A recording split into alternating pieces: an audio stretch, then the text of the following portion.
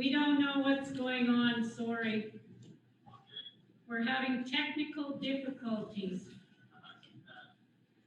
So we're just going on to my report. I sent my report out to everybody. If you had a chance to read it, did you? Yes. Come on. Yes. This is a test. No. What did I say about A2A? Coming. Second coming. Okay, is there any questions? So we did have a meeting with NAP Canada. We're hoping for better things. I would just like to say,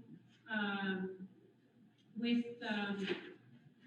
Dr. Henshaw, there was a mayor there that asked about, can we separate out the communities?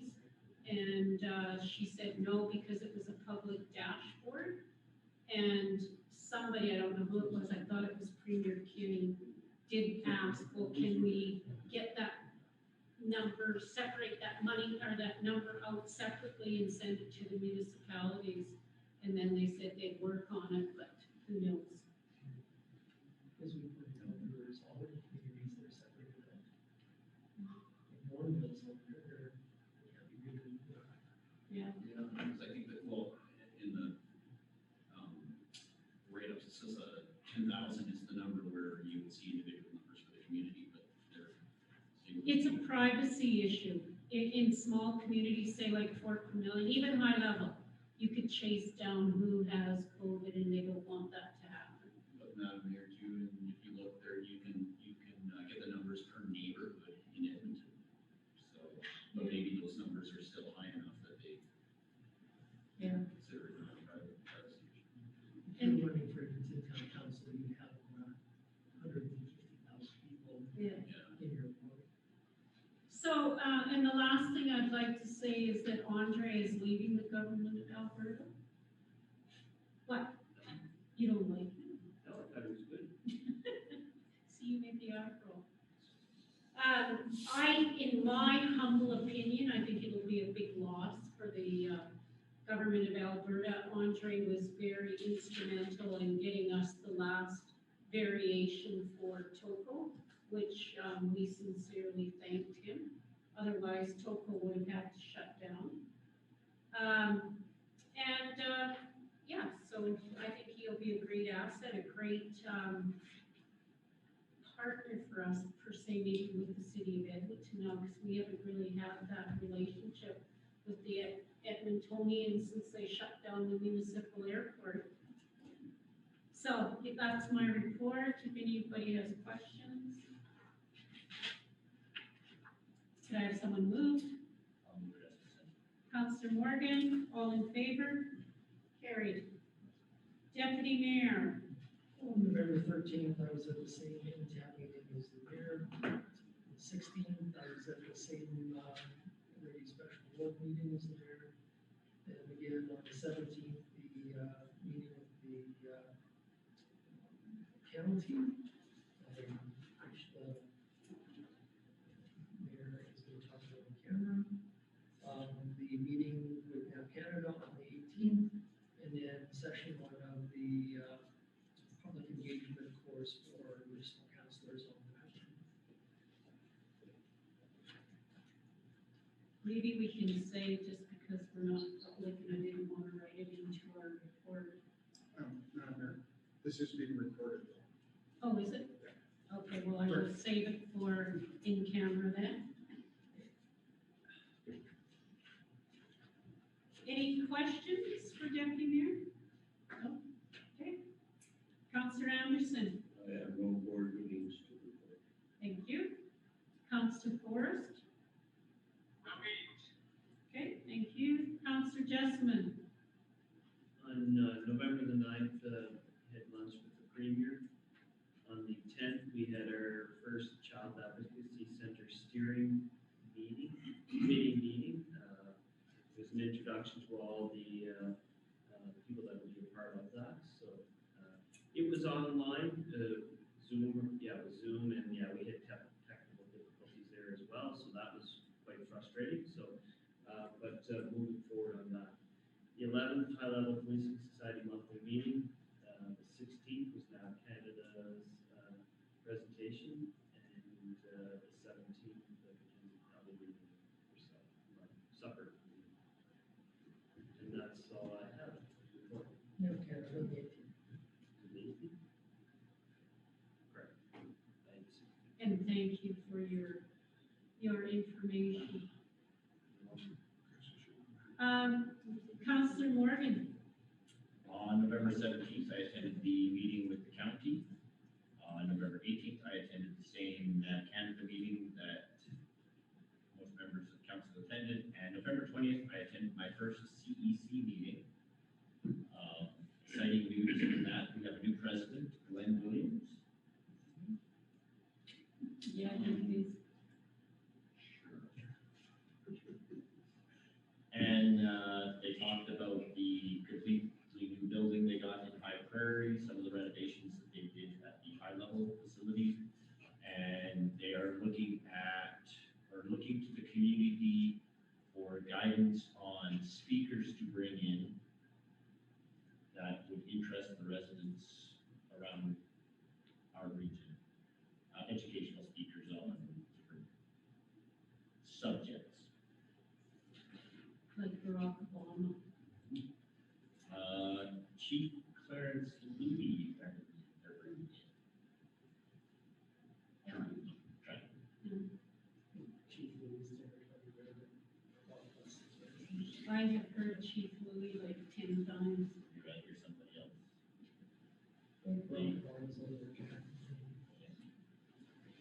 Anyway, that is all I have to report. Okay, thank you. Councillor Wilkie. November 17th, I attended the meetings in Fort Vermilion, the first one with the mayor, with the RCP, as well as the meeting with the county in the evening. November 18th, I participated in the Canada meeting via Microsoft Teams with council. And on the 20th, I also attended the CEC, Community Education Committee, meeting with Councillor Morgan. And other exciting news from the CEC meeting, Councillor Morgan is now the chair. Wow, congratulations. And just to add to Councillor Morgan's report, enrollments are down, but they still have quite a diverse number of students in the programs. They've always been an online learning system, so COVID has, as challenging as it has been, it's kind of what they do is online learning anyways, so they were well prepped. Most of the students are in academic upgrading, and yeah, they just announced the renos in the campus. There's also a brand new campus coming to Fox Creek. They haven't had a campus or a building there before, so this is a new facility. And that's all I have to report. Oh, sorry, one last item. I missed the FASD monthly board meeting due to other commitments with council. But the grand opening, just as a reminder, is on Wednesday at 3 p.m. I just got an email from Wanda saying it's off. Oh, So, yeah, because I was supposed to. okay, because I hadn't heard since I had missed the meeting, I hadn't heard any contact from them. She so- just contacted me this evening to say the meeting would be held Oh, in the spring, the grand opening. okay, So, yeah. thanks for that. And also, just to let everybody know that former staff sergeant from High Level, or the Danco now, Brad Giles, is retiring in March. So that's going to be a sad day for us. He did a lot for our community and for the region. So we wish him well, but we're going to miss his presence here. And, yeah, could I have someone move council reports, please? Councilor Welke. All in favor? Carried. Madam Mayor, Yes. we've had an update from Kelly McTaggart. Kelly is dealing with a flat tire in downtown Calgary and is not able to attend our meeting this evening, but will reschedule for another. Okay, thank you. COVID. COVID. Okay, so the administrative reports, is there on the action list?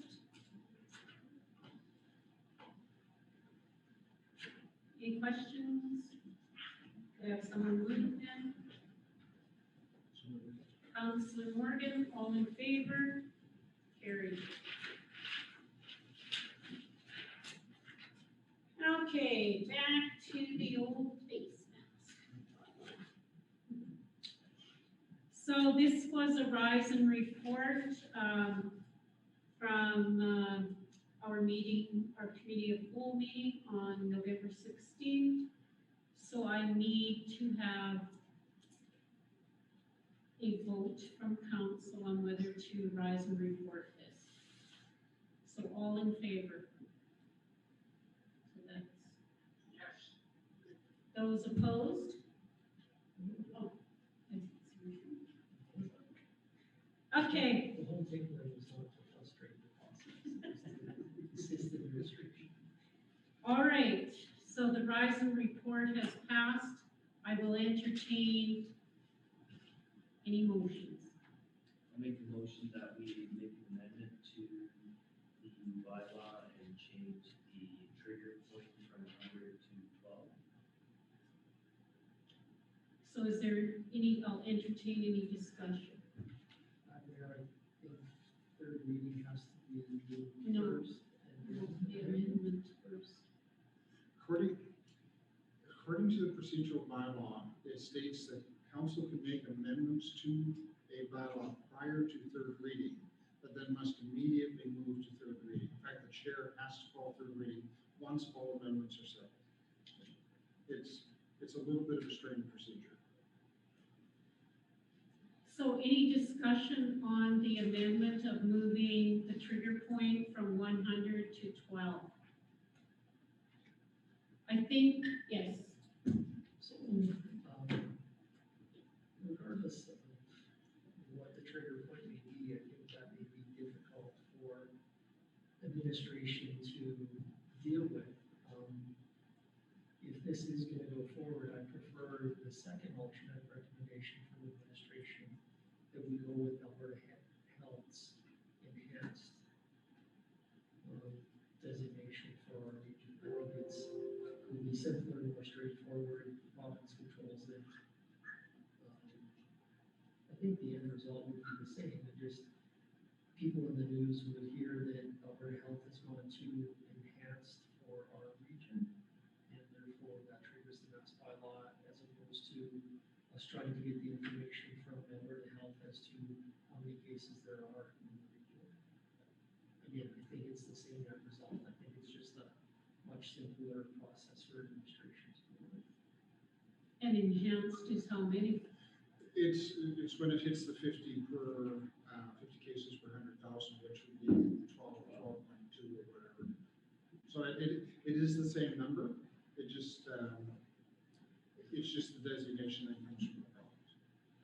I am not certain that because Alberta Health Services can change that enhanced on a whim because they've done it before. I just don't, I don't want to say I don't trust it, but I don't trust it. The enhanced part of it. The province may introduce mandatory masking tomorrow, so. Well, they may, but ahead of that, we do know, and this is, there are several cases of COVID in our community, even though it has not been. So, I don't know how we would know that without Alberta Health telling us. really? There's other ways of knowing. So, I'm, any other discussion? We have a motion on the table. Madam Mayor, if we can just clarify, the amendment to section 3 then would be to substitute 12 for 100 and eliminate clause B. So both of those clauses were in that section 3 initially, so the way it's written is you're picking sort of one or either the A or the B. Well, it would have to remove it if it passes, right? Yeah, I'm sorry, we're just clarifying that we're making both of those changes to the section. Yes, Madam Mayor, if I recall, did we not remove that second clause already in the previous meeting? No, No. no, sorry, it's the second portion of sections 3. What you removed at the previous meeting was the section 6, which referred to the 2-hour time period. Oh, That thank was- you, yeah, okay. so section 2 is sections 4 to 7 of this bylaw deactivate when the relaunch status is open for area 1 of the north zone for a period not less than No, 14 days. sorry, Madam Mayor, just to clarify, in section 3, the way it currently reads, is that section 4 to 7, which is Yes. actually, if you read, we've renumbered that for A, but you have an A for a total Yes. count, and a B, a relaunch status. Yeah. So what we're doing is the suggestions administration got is go with A and change the number, or go with B. So this section 2 of it would still remain the same. Yes. So are you looking at your bylaw? So are you asking in your motion, just to clarify, that section B would be removed? Because section B states a relaunch status changed by either the municipality or the enhanced status. So if we go with a trigger of 12, we're gonna have to remove B. Not necessarily. The province could move the, enhanced status to 5. Like it's, What do you mean? so let's say that we set our trigger at 12, and then the province changes the enhanced status rather than increasing it, it drops it down. So I think B can still stay. The issue is gonna be with section 2, that this bylaw deactivates when the relaunch status is open. It doesn't say anything about the members falling below 12. That would have to be changed. That's up to council. Well, if you read it, council, are you all looking at this? Section 4 to 7 of this bylaw deactivates when the relaunch status is open for area 1 of the north zone of the Alberta Health Service for a period of not less than 14 days. So we would have to change that to state it deactivates when the relaunch status is below 12. Well, relaunch status would come out, it would just say we deactivate when the total active case counts falls is 11 or less. For 14 days. Isn't that what I said? We just said the relaunch status. It deactivates when cases go above. Yeah, No, that's when it drops below. Oh, right. Below It 12. activates. Okay, Sorry. the mass bylaw will activate at 12 and deactivate when it's less than 12 for 14 days. So that was my point, if we simply deleted 3 sub 1 sub A, the rest of it is perfect. Province moves us to enhanced status, and if we drop out of enhanced status into open, and it stays like that for 14 days, then the bylaw deactivates. And we're saying we don't trust the enhanced status. And how are you trusting the numbers that you're getting? They all come from Alberta Health. So in enhanced status, when we first went into watch, was like 50-some cases. Now it's 12. So, the province can move it at its whim. But council sticks to 12. Province says the healthcare experts is one of them. We're not arguing healthcare experts. So. We have a motion on the table. So the motion on the table is what, Councillor Jessamine? That the trigger point would be 12, and we would deactivate once it goes lower than 12 for more than 14 days. administration, do you have them? Are you striking B?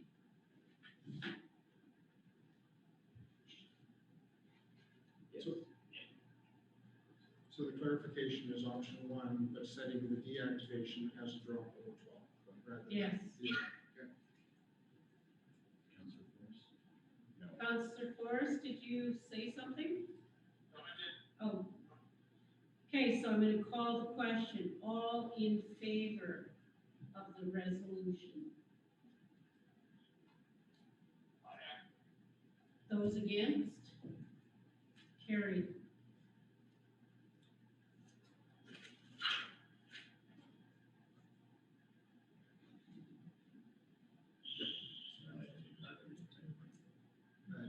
This was the notice before. Is there any other amendments? Without making an amendment, can we have a general discussion on that issue? Yes. Apparently, the city of Sioux Falls, South Dakota, which is one of the hotspots in the US, just introduced their masking bylaw, but they deleted any penalty provisions. So in other words, it's something that they're requesting people to do, but it takes it away from the enforcement issue, so officers. Again, there's pluses and minuses with that. Are we really gonna get them to enforce this? Are we going to? The province isn't gonna prosecute a municipal bylaw. We have to hire our own counsel, and the probably Clark can tell us $10,000 to $15,000 per case. Is that really the goal, or this is more directed to request people to wear these? I would say, in my opinion, that it's more of a directive to ask people to wear these. To be cognizant of the fact that this is happening in our community right now and to prevent some further spread of it. It was never my intention from the get-go of charging people. I thought it would be more of an education. So I will move to further amend the bylaw to delete section 8 and 9.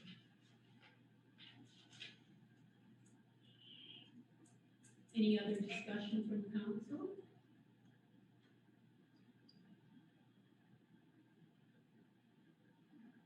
No?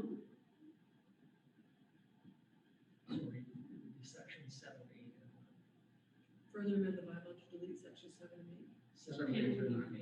8. Now, 3 people just spoke. Sorry. So, Well, I'm the mayor, I have the right to speak, please speak. to amend, or to delete those sections, And the sections are, Madam Mayor. 7, 8, and 9. Thank you. Well, sorry, Madam Mayor, may I suggest to the deputy mayor also to eliminate schedule B then? So, Eliminate schedule B. yes. Penalty sections. Yes, Yeah, this is where it starts to get messy, and I mean, so we use an example of the grocery store. So it's a public space, we have bylaw that is requesting it, so when we have certain people that are choosing not to do it, so, and we can't even educate them, so there's nothing that we can do. That's what this thing, so they can walk right into that building. I guess so. There's going to be people that are going to walk in there regardless. The question is, where do we carry enforcement? And this is what I want to talk about, right? We also have an existing trespass bylaw that can be used to handle this. Probably a lot easier than adding another bylaw, another portion of the bylaw to try and deal with the people who will not comply. It's a lot easier to trespass somebody out of a building or store than it is to add another punitive section to this bylaw. Yes. I think the enforcement aspects need to stay in. I know it's none of our intents to go around passing out tickets to everybody, but, without that, you know, I don't feel that the bylaw has much to stand on. I think we need the enforcement and penalties, ability in there to, you know, to utilize if we need to. You know, I would love to see, you know, our administration and our bylaw officers take on a, you know, educational role with this, and, you know, ourselves too, you know, when we see infractions, but, to remove that, I think, then there's no legs to the bylaws. Anybody else? A few council meetings back, it was the intention of this bylaw to educate people. And you're absolutely right, removing it removes the teeth. We talked about our bylaw officers not being there. Well, I mean, I agree with everybody, but I don't want this bylaw to become punitive. And people think that we're just trying to get money from it, because we're not. It's a healthcare issue, and, if the province mandates it, who's going to collect the fines then? The ERC, Who's gonna enforce it? if the province introduces it, then the ERCP. So who's going to take them to court? Then the province, the provincial crown will prosecute. Any provincial offenses are prosecuted by the province, any municipal And bylaws. what is the chances of that passing? The province just throwing them out, the judge, the crown. So we're taking the same chances with our bylaw, right? Okay. So any other discussion? So with that, the amendment is to remove the penalty phases of this bylaw. So the question, I will call the question, all in favor of removing the penalty phases? 2. Those not in favor? 4. 5.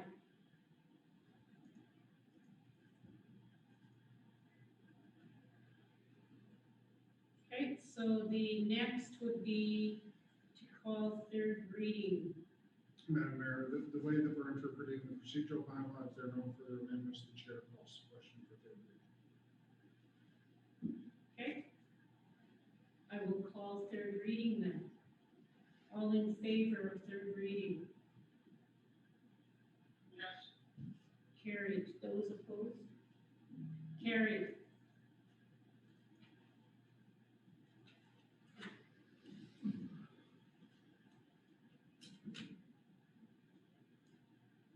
Okay, on to new business.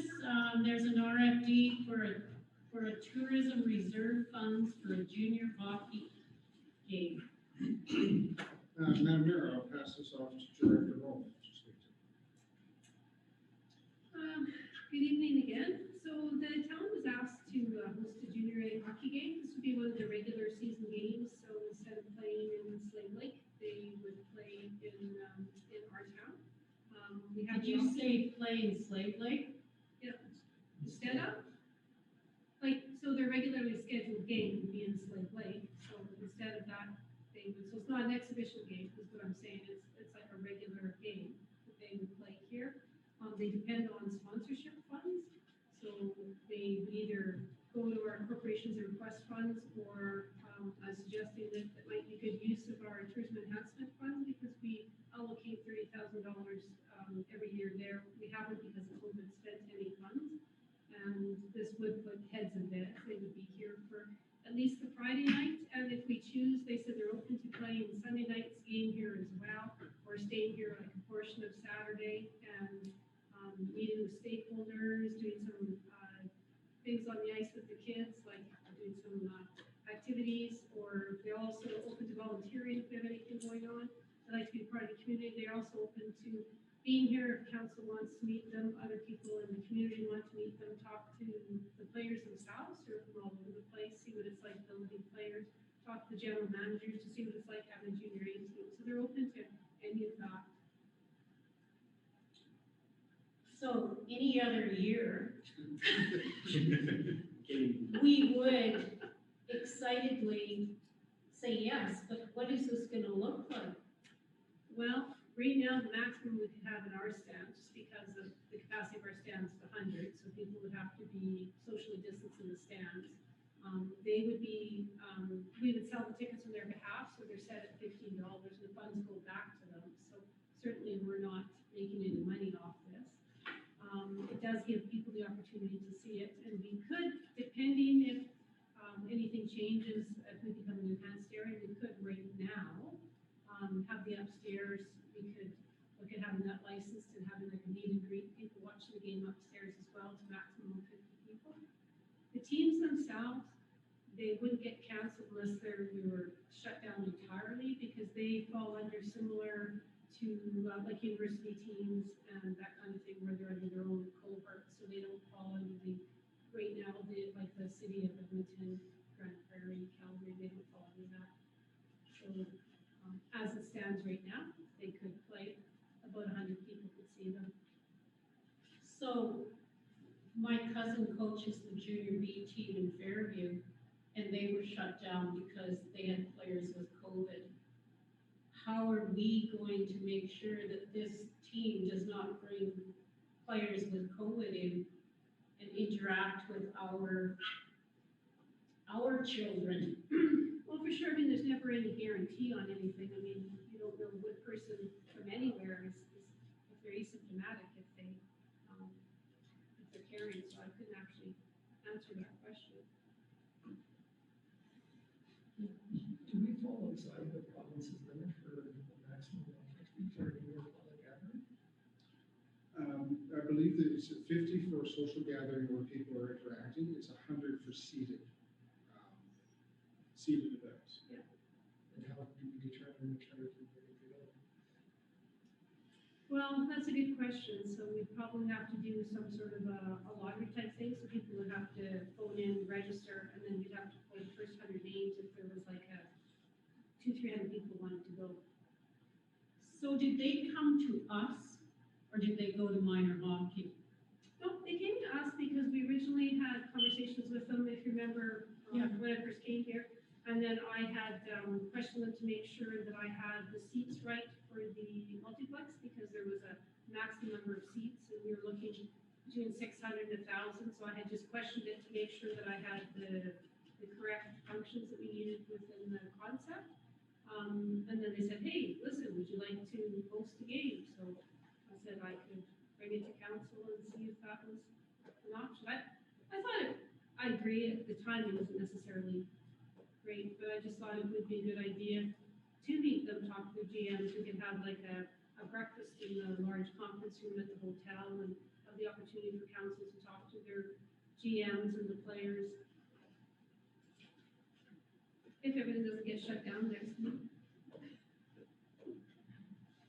Personally, I like the idea, but the buzz and the people that are traveling with teams, and I mean, we've got players isolated because they've been in contact with COVID, and I really don't think it's a good idea. Just my personal opinion. I mean, next year, maybe. I make the most of it, accept it as information. Any other discussion from council? Call the question. Sorry, I would imagine they need an answer. Well, information It's means, just information, that's what I'm saying, no. yeah. Information means no. That's the polite way of saying, no. Okay. Okay, all in favor of accepting for information? Carry on. Thank you. Okay, so the next thing we put on the agenda was NTAB. Maybe Deb wants to speak to this. NTAB is a group that was formed with Reddy and Frida, looking at corridors, utility corridors, transportation corridors. We attended a meeting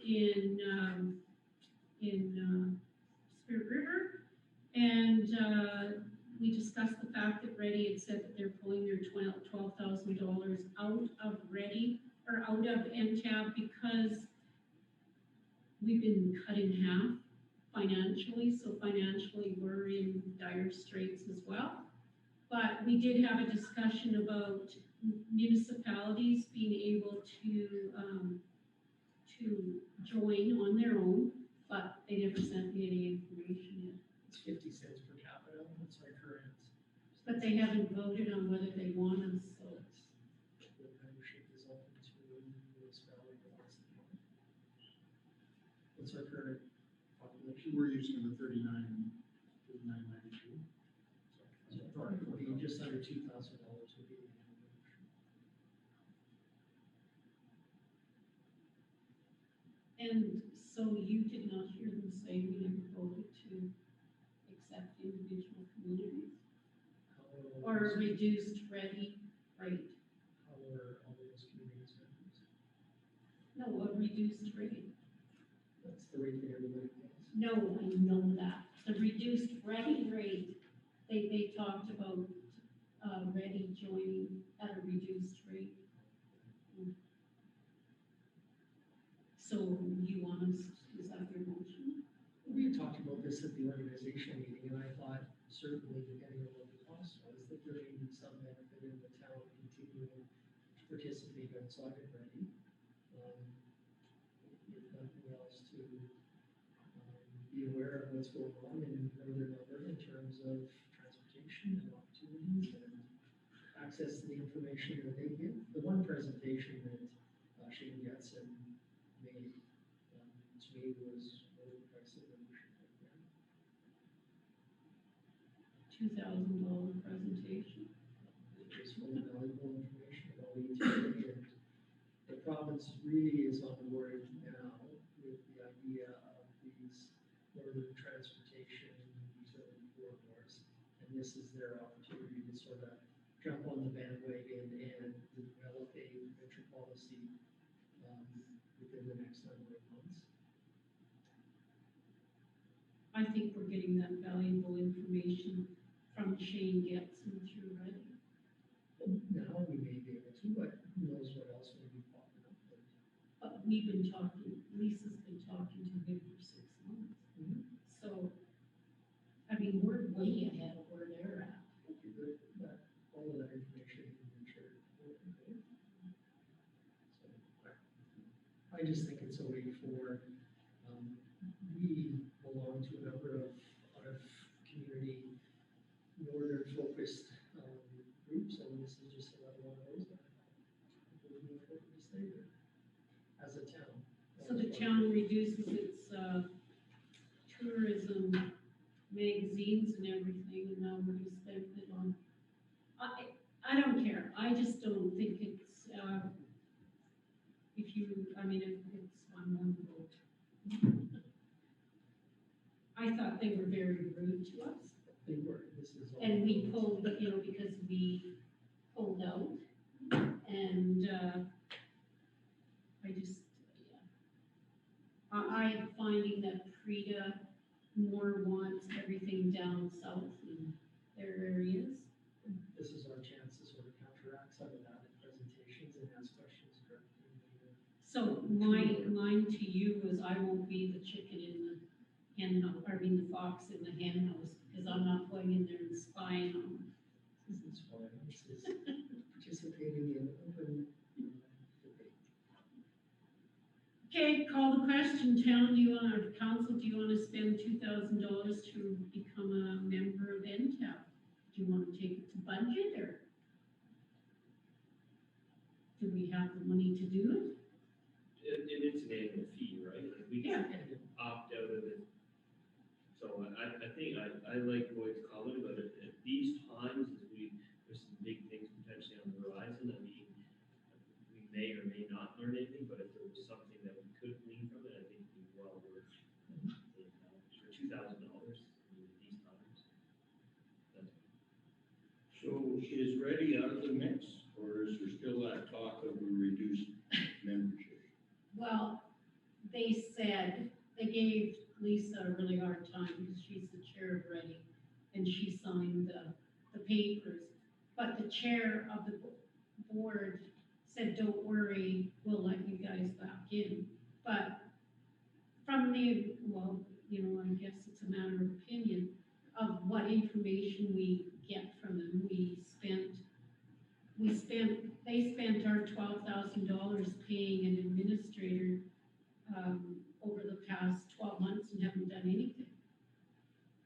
So that's kind of where I'm at is we as Ready and as our chair have done more to promote our region and get on to, with MLA Getson, who is now the person in the forefront of utility corridors, and getting A2A here. Like, they can't even get a conversation with A2A, and they're gonna be here live on Wednesday night. So, I mean, I think we have spent our money better than paying an administrator that doesn't do anything. A lot of meetings have to do with COVID. There was supposed to be a meeting here in April, right? And that's what A2A was supposed to present. Yeah, they were coming, but they told us we were on our own for A2A. So, We needed to have a conversation about that at the board level. If Ready was allowed back in at a reduced rate, the town share would still be $2,000. It would simply be paid by Ready. so there's a motion on the floor. All those that wanna remain in NTAB? Yeah, Terry made the motion. No. Oh, I thought- Oh, Boyd made the motion. Sure. All in favor? 3, those opposed? 4.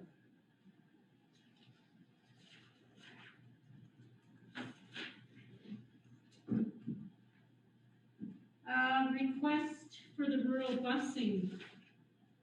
This comes from, I don't know if it's an association or they just all got together and put their request in for the town to write a letter to the government requesting aid for their bus lines. Service revenue. I think they're shut down right now, aren't they? And that's their point, is that the government put all their money into, transit in the cities and nothing for the rural transit. I don't want to get all of that. It just, I'm not sure if they're bringing the service back here.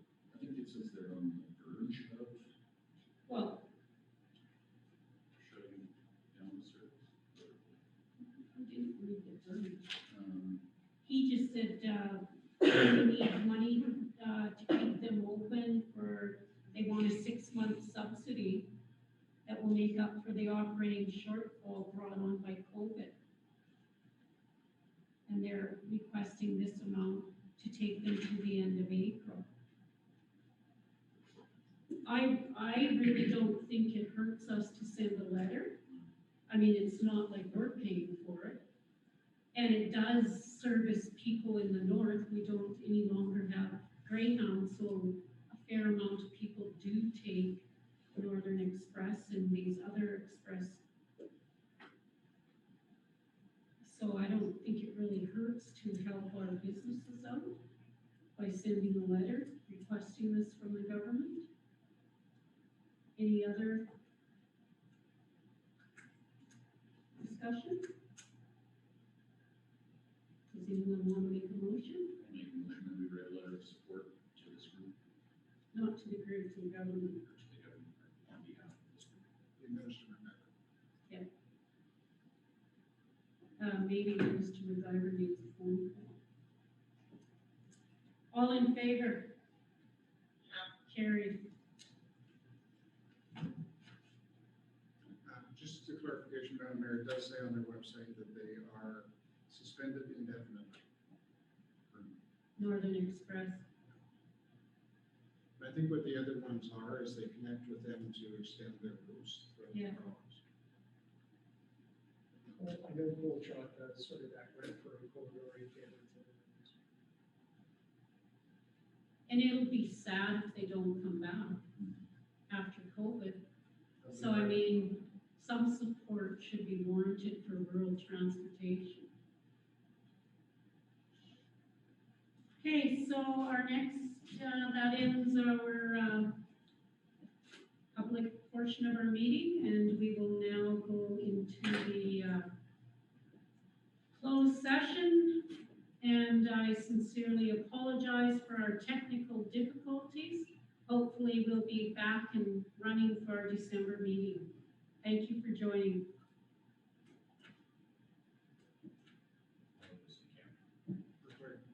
Okay, can we just, Constance Morgan to go in camera, all in favor, carried. Yes. So is the town gonna print off and distribute to every business in town, like, by law, signs to put up for administrator? Well, We'll have to print them off before. yeah, I don't know, they just have to be